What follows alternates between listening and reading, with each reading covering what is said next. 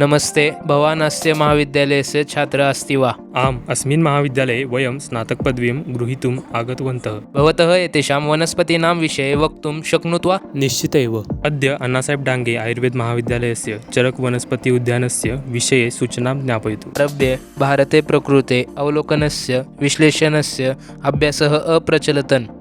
अस्मिन् वनस्पतयः विश्लेषिताः आसन्। अथर्ववेदे अपि वनस्पतयः तेषाम् आकारादिलक्षणापेक्षा सप्तधा विभक्ता आसन्। तस्य सप्तविभागाः वृक्षः, कण्टकः, औषधी, गुल्मः, लता, अवतान् वनस्पतिः। महाभारत, विष्णुपुराण, पराशर, चरक, सुश्रुता इत्यादिषु पुस्तकेषु वनस्पतयः उत्पत्तिः, उपयोगाः च वर्णिताः आसन्। इदम् अस्माकम् अन्नासाहेब डाङ्गे आयुर्वेद महाविद्यालयस्य चरक उद्यानमस्ति।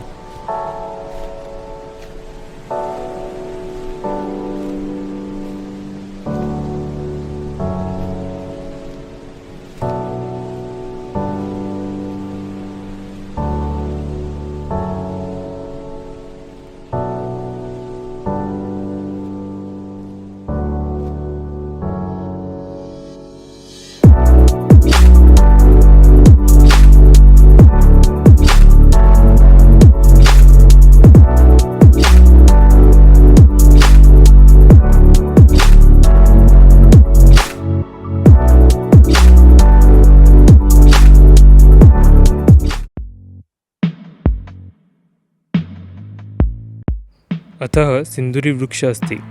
सिन्दूरी तीक्ष्णवृक्षगुणात्मक कटुविपाकीयः। सिन्दूरी केषां रोगाणाम् उपयोगी भवति? सिन्दूरी कफनाशिका, तृष्णापिपासा, व्याधिनाशकम्।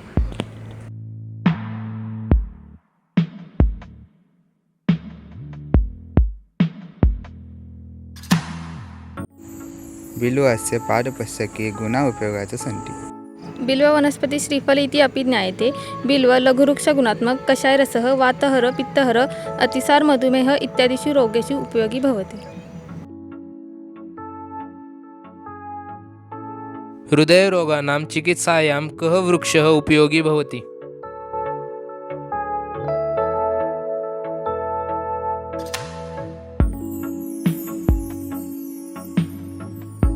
एषः अर्जुनवृक्षः। अस्य उपयोगः हृदयरोगस्य चिकित्सायामस्ति।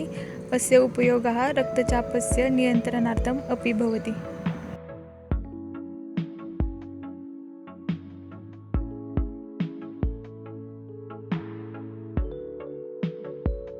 भ्राता, वासा वनस्पतीविषये कथयतु।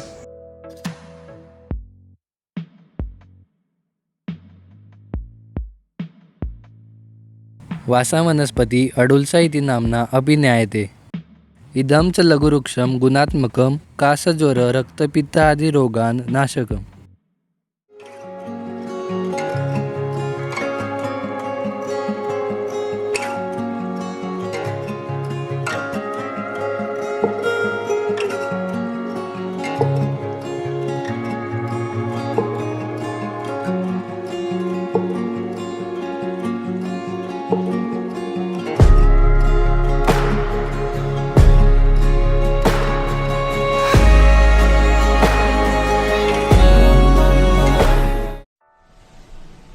त्रिफलाया के वनस्पत्याः समाविष्ट सन्ति?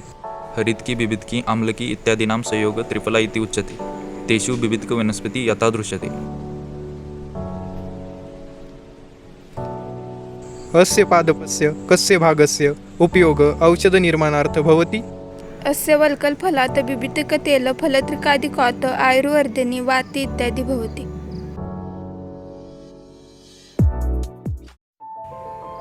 भवता अस्मान् सर्वेषां वनस्पतयः विषये अतीव उत्तमा सूचना दत्ता, ये अस्माकं स्नातकपठने आवश्यकमेव उपयोगी भविष्यन्ति। भवद्भ्यः सर्वेभ्यः शुभं भवतु। वृक्षाः जीवन्तु, वृक्षान् रक्षतु, आयुर्वेदस्य रक्षणं कुरु।